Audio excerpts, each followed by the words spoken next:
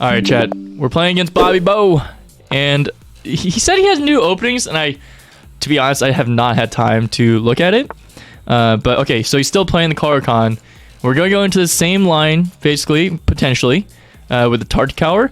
But I really, I mean, I haven't done any prep for this, but I really want to try the Panov at some point, because Eric Rosen played a very annoying version of the Panov against me, and I would love to test his knowledge of it, but for now we're going for comfort because I didn't do enough prep. So here we go. Let's do it, chat. He's Bobby Bird show is another way of another theme for him. Okay, here's the real question: when he castles and I play Queen C2, is he gonna play H5 or H6? I mean, obviously he can play Rook E8, but another thing is I need to slow down. Panov or Fantasy Variation? Panov is probably most annoying to play against. Fantasy is probably the spiciest and most fun. True. Okay, so I know that like knight G3 is not the plan here, but if I can just go here and castle, maybe the knight actually could belong on this square. But actually the knight going to F4, like if this bishop goes to E6, which is usually the plan, I actually do like knight F4 to try and force the dark squares off, force the dark square bishop to be traded off, or take the light square bishop, because my light square bishop is like a monster. So that's kind of what I'm thinking right now, is that I don't mind playing knight E2.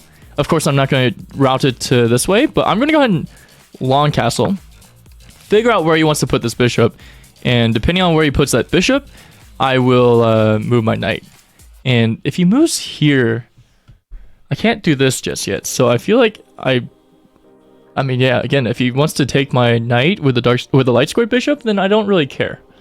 G6 is also a move in the Tartakower. No, save. G6 is, I mean, it is a move, but it gets dangerous really quickly. Like, don't get me wrong, it's probably only like plus 0.6, but it's so much sharper than playing H5 or H6, in my opinion, which is obviously not like super professional, but from experience. From experience on both sides of this, both colors. Okay, so he's taking a little bit of a think, which is fine. But, okay, he's plays... Is he going for something like this? That seems a little bit excessive, but I think... Whoa, F5 right away.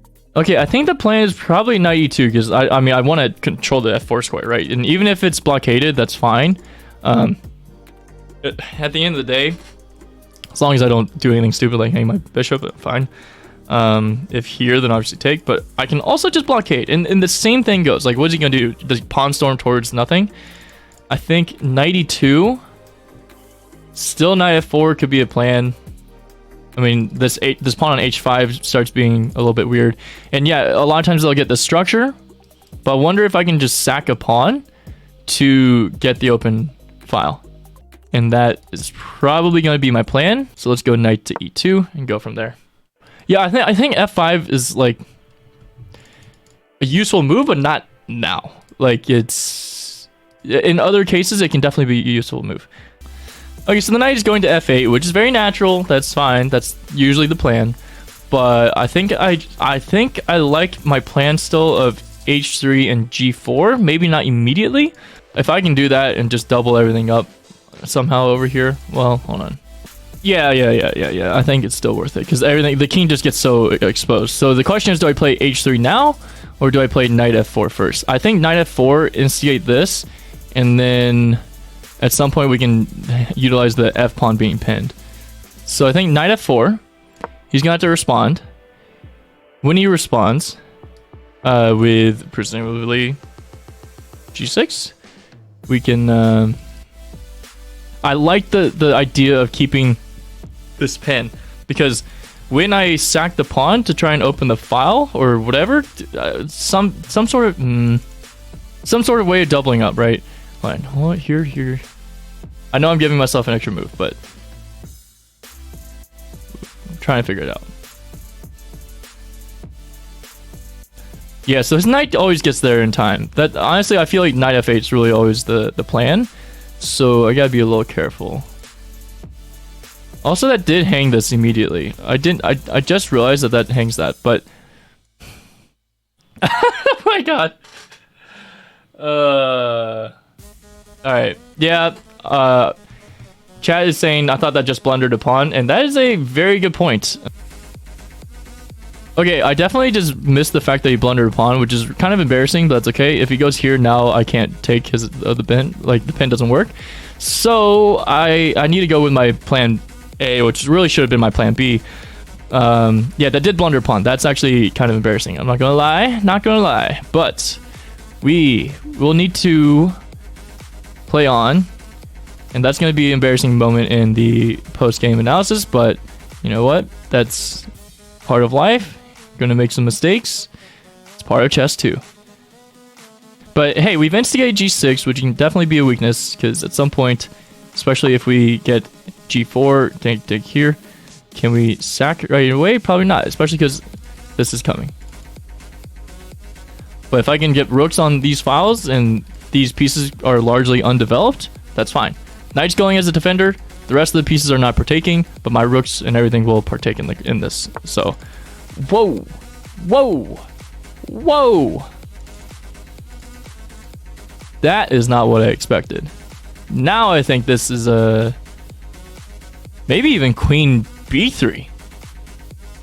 Keeping this bishop at bay. Queen b3, threatening this, and then going right back.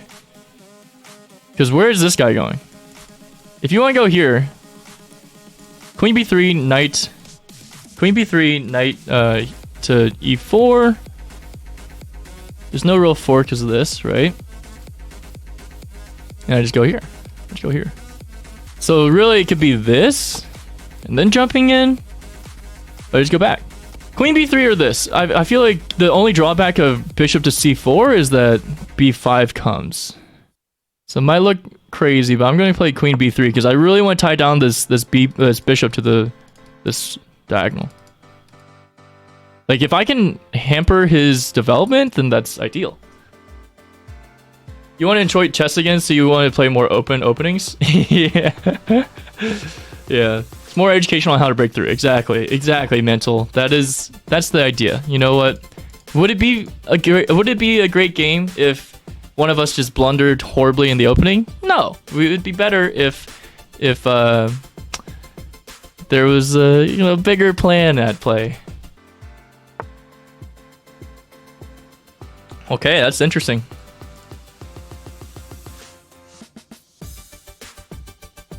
Take. Now if you take, I take. Sure, you can take with the knight this time.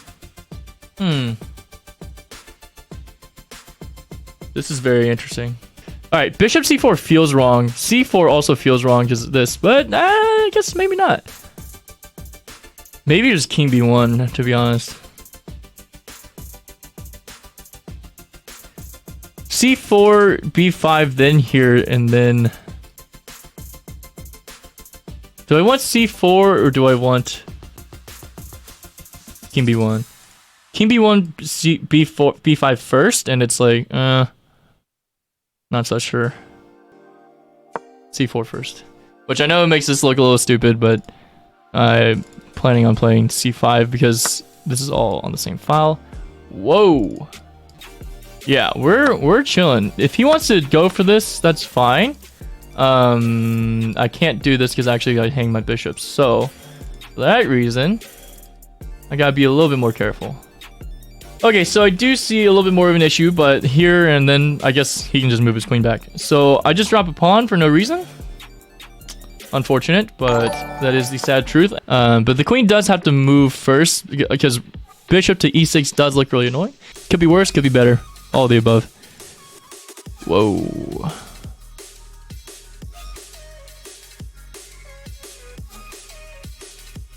Okay, so see this?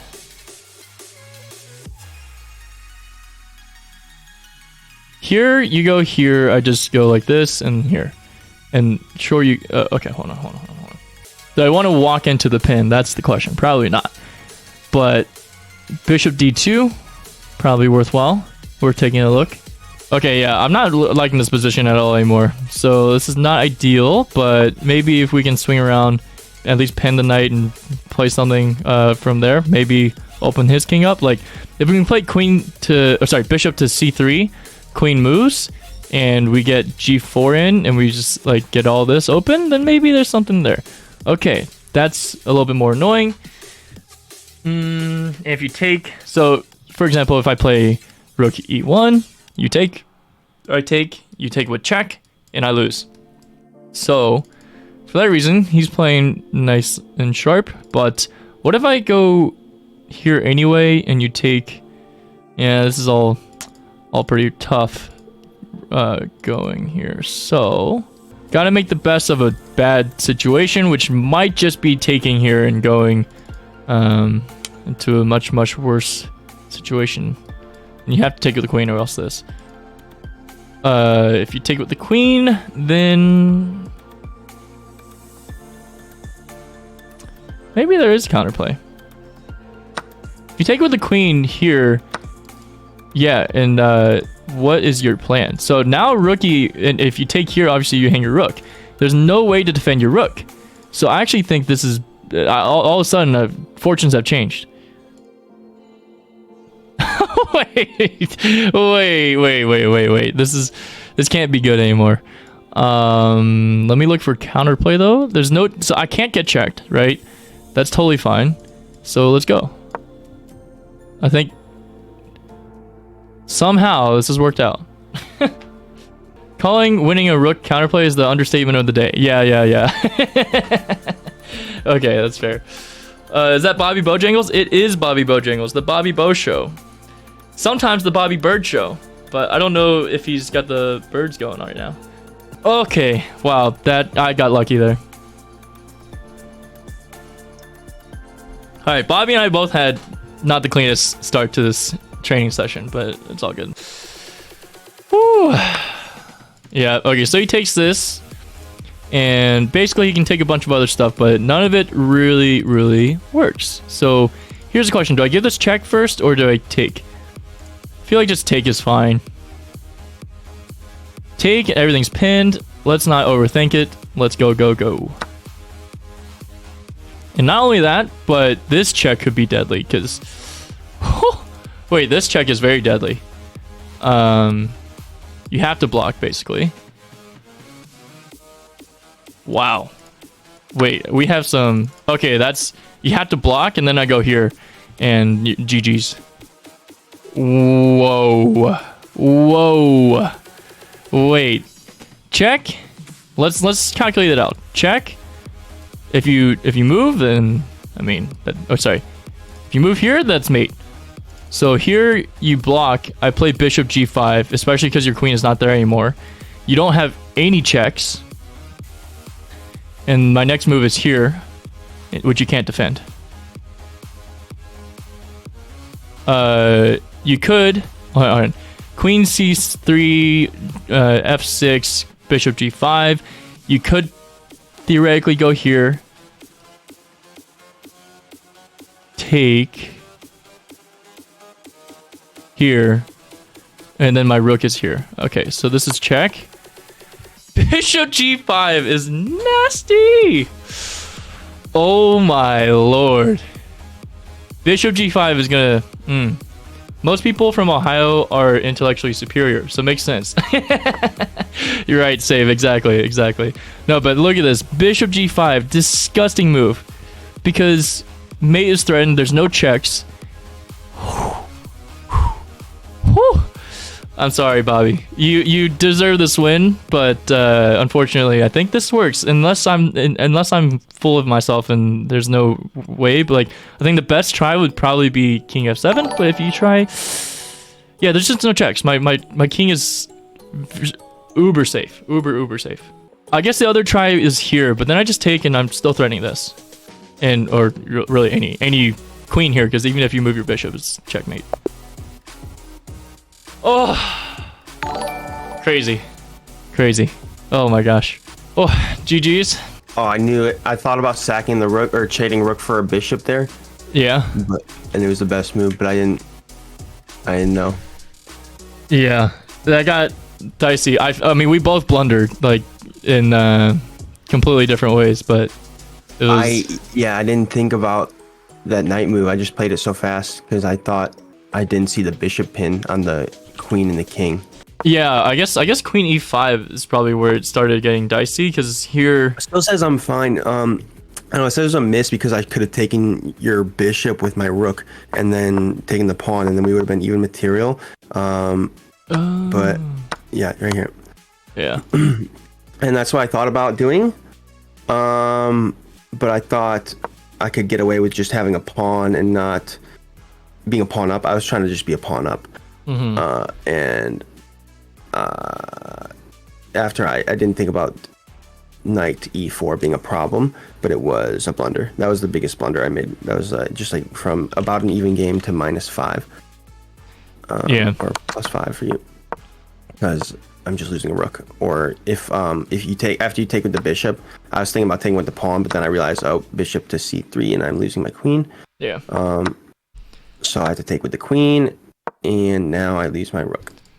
Yeah. This is the And yeah, this like is you were 'cause saying I'm earlier, not like the dealt. bishop. Yeah. Didn't do good opening principles. Like the Tartakower is hard. Well, I don't know. I feel like, I mean, I also play the Tartakower in these variations, and like I like it, B5. but you have to be able to navigate like. Well, to a now certain point. I'm just gonna play b5 every time in the Tartakower, in this type of situation, so we can start queen side storming and get the bishop out and connect the rooks if I need to. But yeah. Yeah, it's we kind of learned like something. the more plans you have, the more tools you have in the toolbox to like solve the problem. And like not every tool is always needed in every game, but just being aware of the plan, right? It's like, oh, Well, it's opposite side often when castling. you have the. Oh, sorry, I interrupt, but you're good. it's when you can like combine the different plans. Yes.